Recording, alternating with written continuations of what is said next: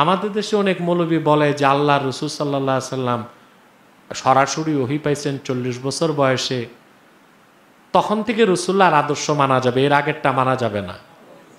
জাহেল জানে না রসুল্লাহ কখন থেকে নবী।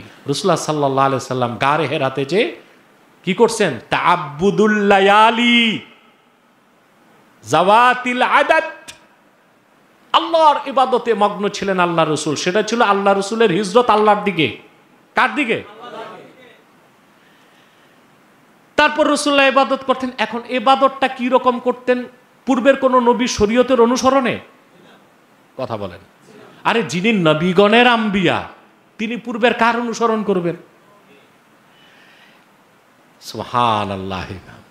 আল্লাহর হাবিব পূর্বের কোন নবীর শরীয়তের অনুসরণ করেন নাই। যতটুকু আল্লাহ দিয়েছেন ইব্রাহিমের শরীয়ত ততটুকু নিয়েছেন, এছাড়া পূর্বের কোন নবীর শরীয়ত নেওয়ার প্রয়োজন অনুভব করেন নাই। কেন?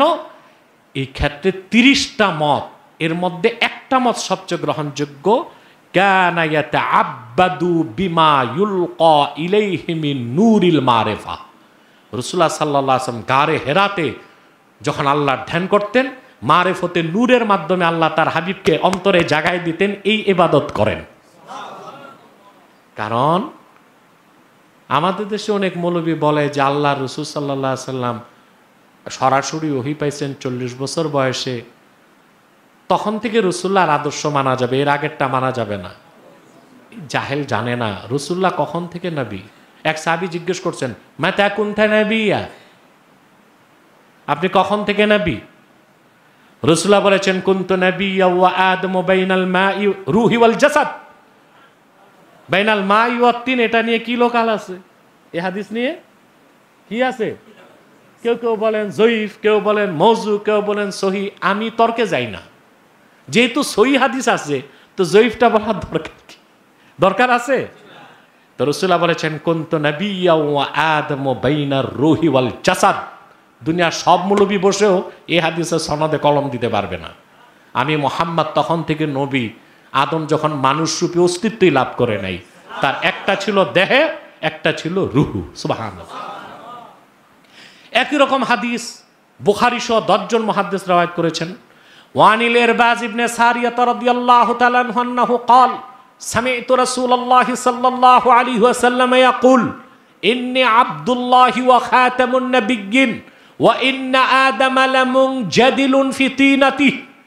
ইরবাজ ইবনে সারিয়া বলেন, আমি আল্লাহর হাবিবের নূরের জবান থেকে শুনেছি, তিনি বলেছেন, নিশ্চয় আমি মুহাম্মদ আল্লাহর বান্দা ও সর্বশেষ নবী।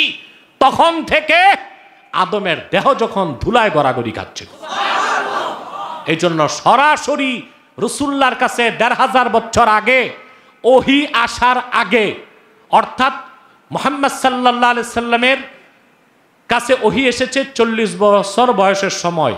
এর আগেও আল্লাহ রসুল যা করছেন ব্যক্তিগত সিদ্ধান্ত ছিল না, বিমা ইউলকা ইলাইহি মিন নূরিল মারিফা। এজন্য আল্লাহর হাবিবের সিরাত, আচ্ছা এগুলো কি পাগল দেখেন, রাসূলুল্লাহর যে সিরাত লেখা হয়েছে ওখানে কি ওহী নাজিল হয়েছে 40 বছর বয়সে তখন থেকে লেখা হয়েছে? তখনকার ঘটনাই শুধু লেখা হয়েছে না ওহী নাজিলের আগে 23 বছরের ঘটনাগুলো লেখা হয়েছে? কথা বলে না। এগুলো যে খাওয়ারেজ, ইবনে আব্দুল ওয়াহাব নজদির অনুসারী কিছু নব্য খাওয়ারেজ আছে, এর এই সমস্ত ফিতনা সমাজে ছড়ায়। আল্লাহর হাবিব মুহাম্মদ সাল্লাল্লাহু আলাইহি সাল্লামের পূর্ণ 63 বছরের জিন্দিগিতেই আল্লাহ তাআলা মুমিনদের জন্য, মুসলিমদের জন্য আদর্শ রেখে দিয়েছেন।